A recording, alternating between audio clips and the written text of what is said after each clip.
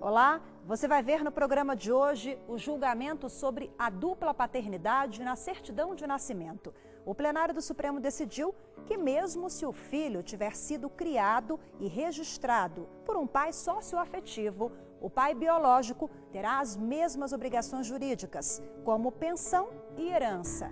Amor não se impõe, mas cuidado sim. Cuidar daquele por quem nós somos responsáveis impõe-se. A decisão ganhou a repercussão geral e vai atingir também outras ações semelhantes que tramitam em todo o país.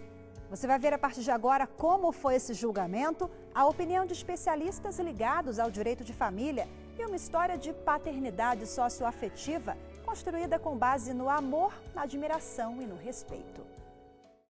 O meu marido, o João, o meu irmão, a minha avó, meu pai e minha irmã. E seu pai é seu pai biológico? Não, ele é meu padrasto, mas é meu pai mesmo.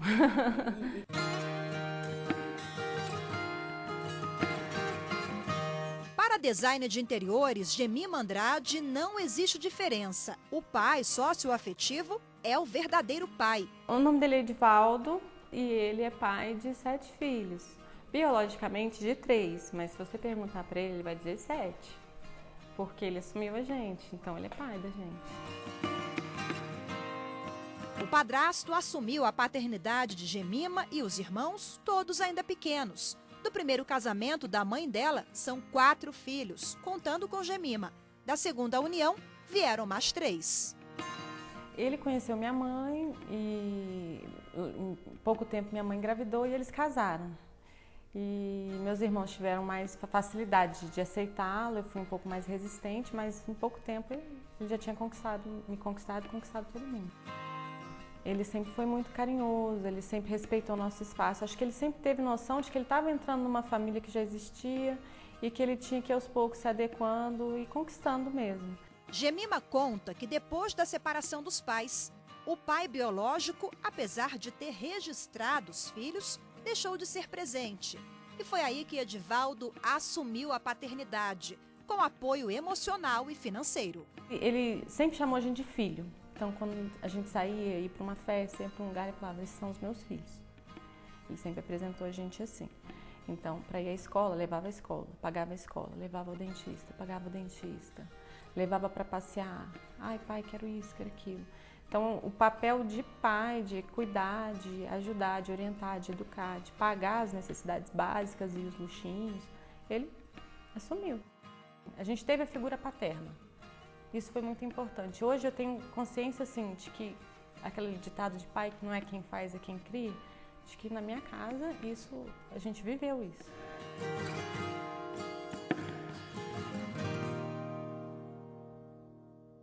Especialistas apontam que nos últimos anos a paternidade socioafetiva vem se consolidando na doutrina. O reconhecimento é agasalhado por princípios da Constituição Federal e do novo Código Civil. É o ordenamento jurídico se adaptando aos novos modelos de famílias, diferente daquela concepção tradicional de pai, mãe e filhos. Na realidade, o que é o direito? É uma sedimentação dos costumes. O direito positivo, ele se altera no tempo e no espaço. No tempo, por quê? À medida em que nós estamos evoluindo, nós mudamos os nossos costumes. Então, não cabe aos costumes, ao cidadão, por dignidade, se amoldar aquilo. Ao contrário, a norma deve vir para acoplar o comportamento daquele novo status quo. O advogado de direito de família traça um panorama sobre a evolução das leis a respeito da paternidade biológica e socioafetiva e aponta que a mudança é positiva e garante respeito, dignidade e o direito à felicidade. O Código Civil de 1916 era um código, digamos assim, muito muito ao modo do que Gilberto Freire falou em Casa Grande Senzala, pater familias. Então, tem o pai, o casamento, pai, mãe e filhos. Era a tradicional família patriarcal. Não se falava sequer, nunca se falou no divórcio, mas nunca se falou no Código da questão de amor, de dignidade. Veio o 2002, o Código de 2002 também abraçou alguma coisa, mas com muita suavidade. Aí é quando o ministro fala que houve, digamos assim, um chamamento para a Constituição Cidadã, que disse, não, peraí, vamos abrir isto. Foi quando a Constituição estabeleceu no 226, terceiro e quarto, uma série de quesitos com relação à família e aos filhos. A lei maior fez com que se acordasse para uma cultura mais ampla, mais humana, mais moderna, e não ficasse dentro daquilo que Casa Grande Senzala, de Gilberto Freire, estabeleceu. A família patriarcal. Não existe mais família patriarcal, existe a família moderna. Para esta psicóloga, independentemente do modelo de família, o referencial paterno deve sempre estar presente na vida da criança. Os impactos sofridos com a ausência podem ser vistos até na vida adulta. É muito importante a existência da função paterna na vida de uma pessoa. Essa função pode ser desempenhada tanto por um homem quanto por uma mulher.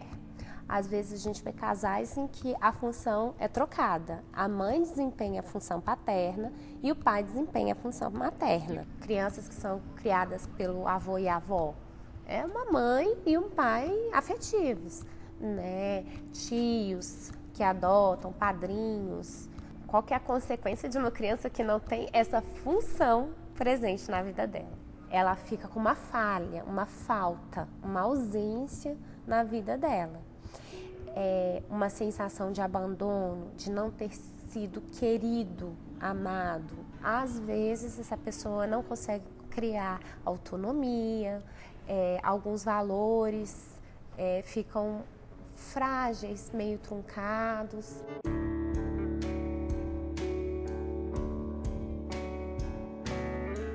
Para Gemima, que apesar de ter sido registrada pelo pai biológico, amor, orgulho e gratidão são palavras que definem a história dela com o padrasto, o pai socioafetivo. Ele assumiu 4 filhos que não eram dele, ele criou como se fossem dele, ele deu tudo que ele podia dar, de acordo com com as condições dele. Meu pai biológico, ele é uma pessoa muito confusa nele, assim. Então, ele fala de vez em quando com a gente, ele some, entendeu? Essa parte de se preocupar se está bem, se está indo à escola, se está comendo, se está precisando de remédio, alguma coisa, nunca passou pela cabeça dele, assim, né? Então, é aquela coisa, eu não tenho raiva, eu não tenho mágoa, eu sei que ele tem os problemas dele, né? Eu tive a parte de paternidade muito bem suprida pelo meu padrasto, mas eu tenho pena porque eu acho que ele perdeu a oportunidade de conviver com a gente, de ver a gente crescer, de ver a gente superar as nossas dificuldades, as nossas limitações, de ver a gente se formar, casar, ter filho. Eu acho que quem perdeu foi ele. E meu pai, meu padrasto, que assumiu, ele ganhou. Amor não se impõe, mas cuidado sim. Cuidar daquele por quem nós somos responsáveis impõe-se. O princípio da afetividade, ele, embora não esteja expresso na Constituição da República, mas apresenta-se como um princípio implícito. O direito à busca da felicidade e o princípio da paternidade responsável foram alguns dos pontos levantados pelo relator do recurso, ministro Luiz Fux. Ele foi seguido pela maioria no tribunal. O direito à busca da felicidade funciona como um escudo do ser humano em face de tentativas do Estado de enquadrar a sua realidade familiar em modelos pré-concebidos pela lei. Daqui a pouco você vai entender melhor os detalhes da decisão. O Supremo reconheceu que tanto os vínculos de filiação construídos a partir da relação afetiva quanto aqueles originados pela ascendência biológica devem ter as mesmas obrigações jurídicas. Veja como esse caso chegou ao Supremo e os argumentos da defesa e dos ministros da Suprema Corte. Até já!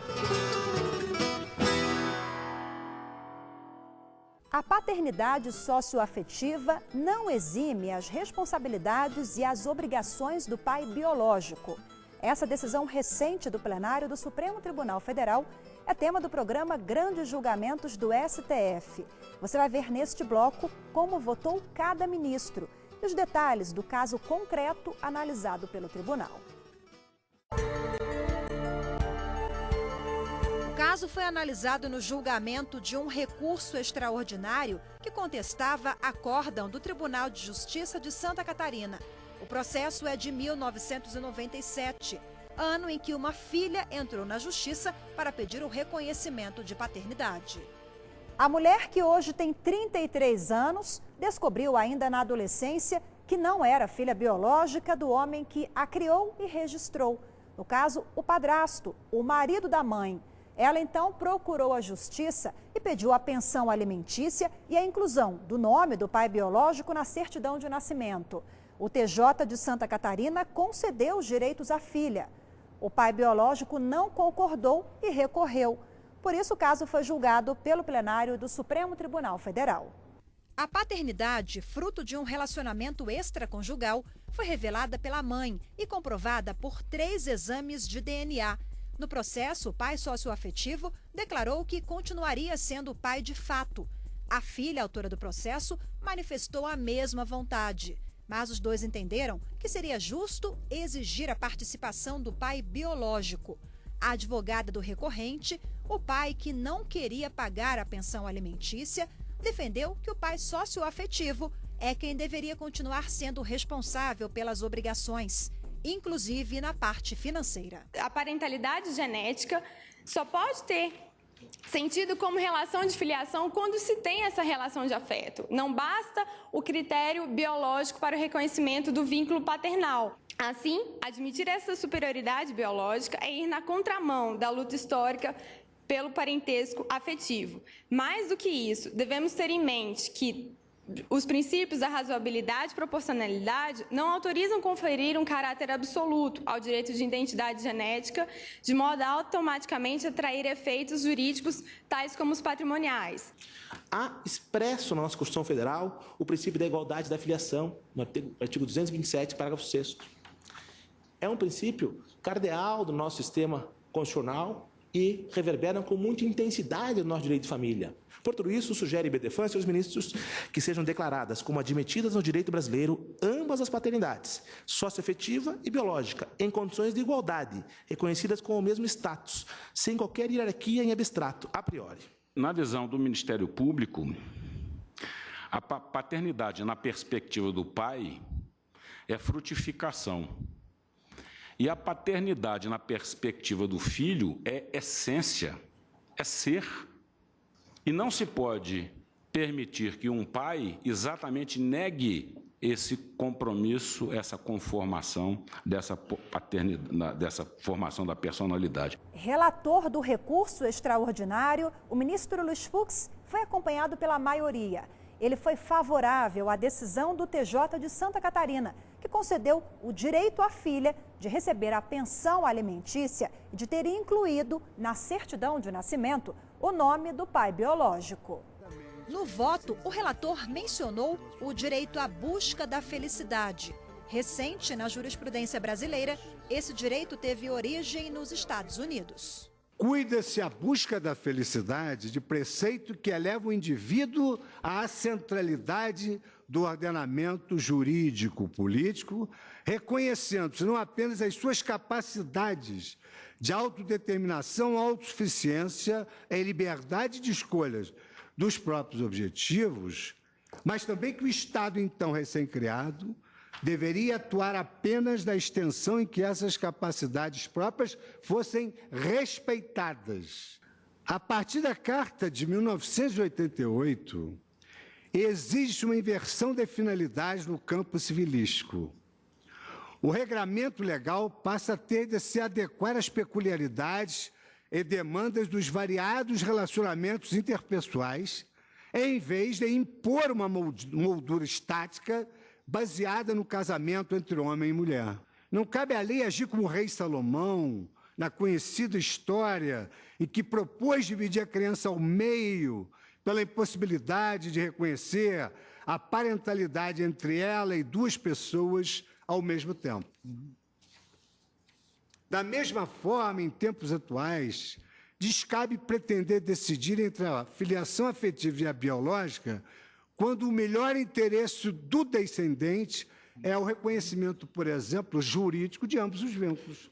Do contrário, estar-se-ia transformando o ser humano em mero instrumento dos esquemas pré-ordenados pelos legisladores. É o direito que deve servir a pessoa, e não a pessoa que deve servir o direito. O ministro Edson Fachin abriu a divergência e votou pelo parcial provimento do recurso. Ele entendeu que o vínculo socioafetivo é o que se impõe juridicamente no caso dos autos. A circunstância de tratar-se de uma paternidade socioafetiva retorna a uma das premissas antes referidas, quais sejam essas premissas. Aqui mencionei da ausência de hierarquia entre as diversas espécies de família e entre as diversas espécies de filiação.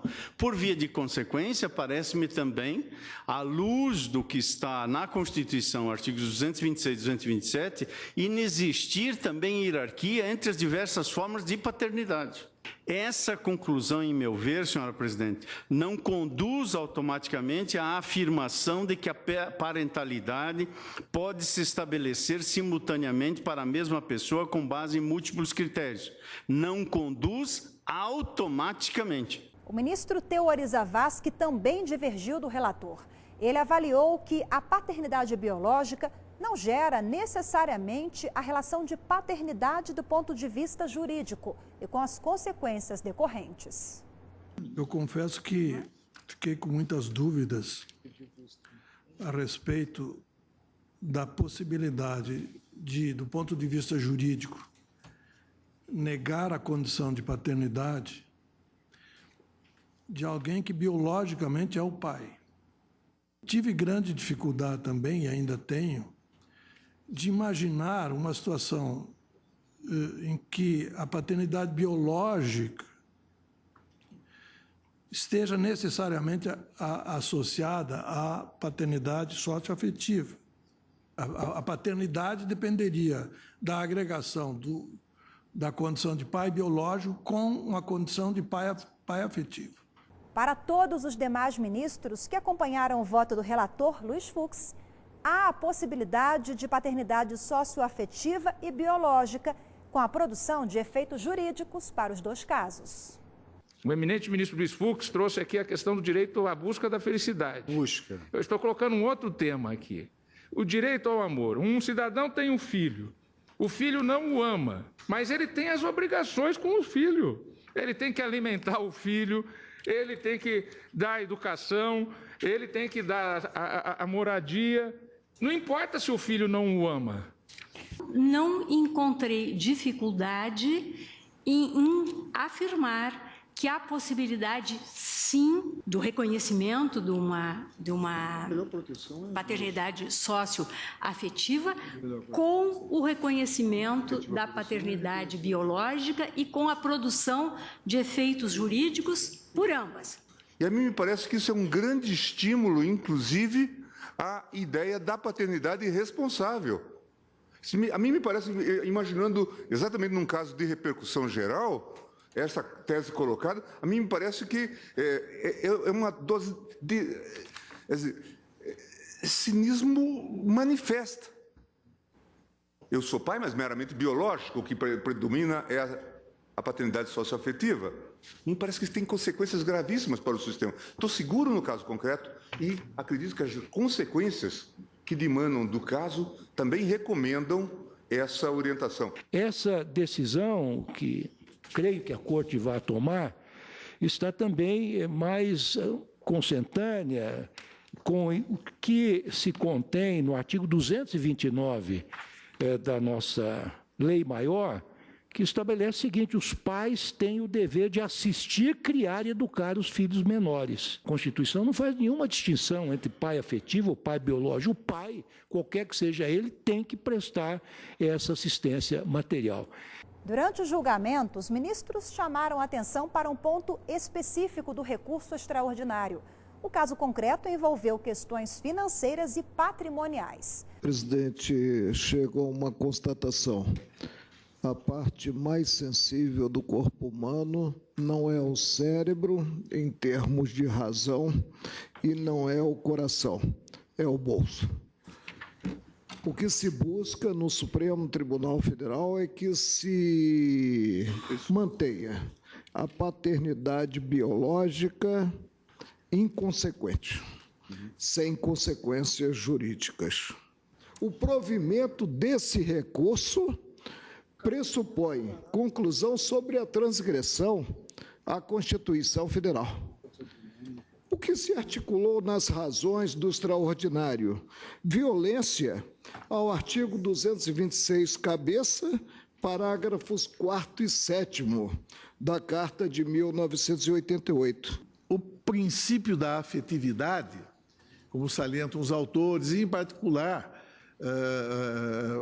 a desembargadora aposentada Berenice Dias, ele, embora não esteja expresso na Constituição da República, mas apresenta-se como um princípio implícito e nele estão os seus fundamentos essenciais, quais sejam o princípio da dignidade humana, que aqui foi invocado, ou da solidariedade, ou da igualdade entre os filhos, independentemente de sua origem, a adoção como escolha afetiva, a proteção à família monoparental. A presidente do Supremo, ministra Carmen Lúcia, ressaltou que o pai biológico pode até não ter obrigação de amar o filho, mas ele tem uma obrigação constitucional de dar assistência.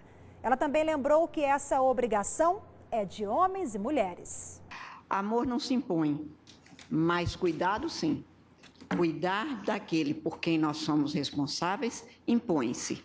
E este cuidado, esse desvelo, me parece ser do quadro de direitos que são assegurados, especialmente em caso de paternidade e de maternidade responsável. Não se fala de maternidade porque por causa de uma condição especial da nossa cultura ocidental de que a mãe na verdade, ou maternidade. E a referência aqui não é só apenas ao homem, é a qualquer um dos pais. Exatamente. E também concordo inteiramente, acho que ninguém discordaria, é que o que a gente busca na vida, mais do que a felicidade, me parece até o afeto, não é, ministro? Sim. A gente quer ter o conforto de um aconchego humano para ter a ilusão, pelo menos, de alguma segurança. E o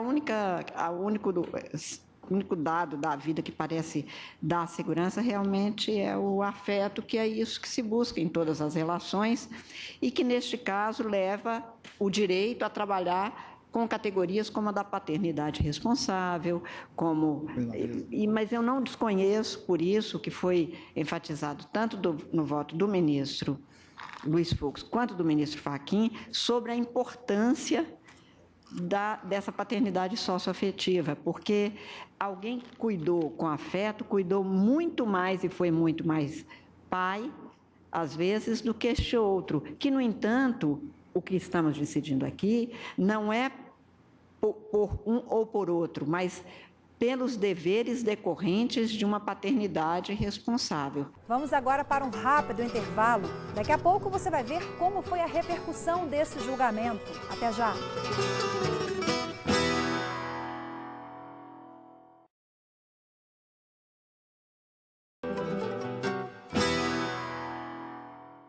Estamos de volta com a decisão sobre a dupla paternidade, o pai socioafetivo e o pai biológico. O Supremo decidiu que os dois têm obrigações jurídicas com o filho. O julgamento que ganhou a repercussão geral e vai servir de parâmetro para outros casos semelhantes que tramitam na Justiça.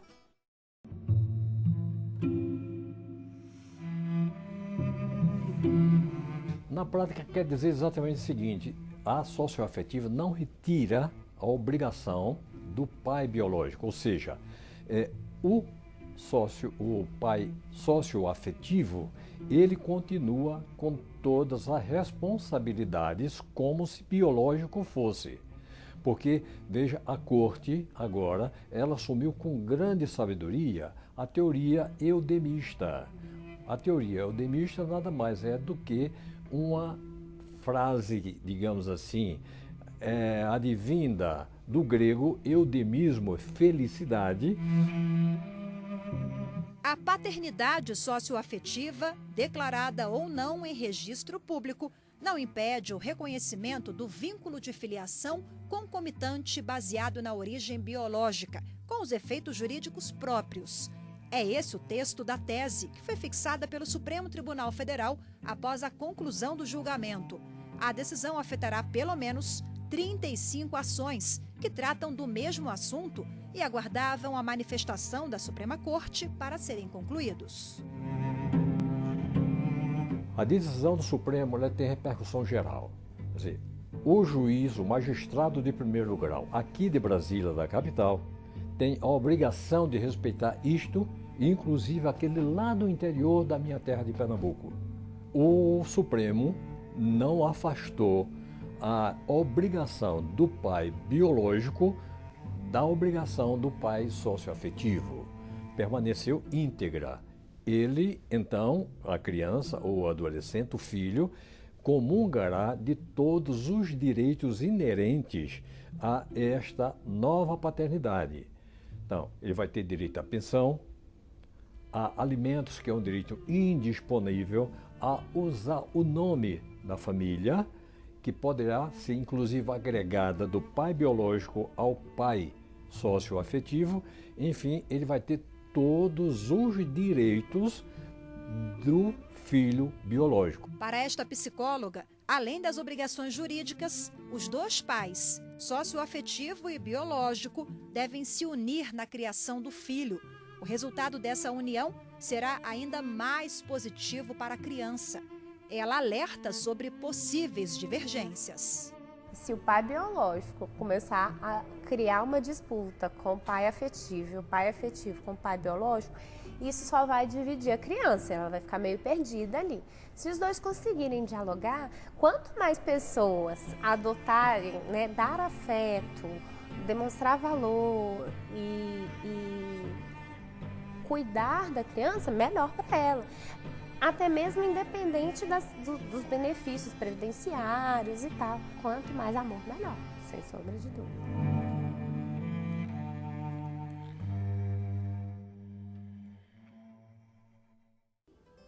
Grandes julgamentos do STF termina aqui. Lembrando que para rever esta ou outras edições é só acessar tvjustiça.jus.br. Obrigada pela companhia e até o próximo programa.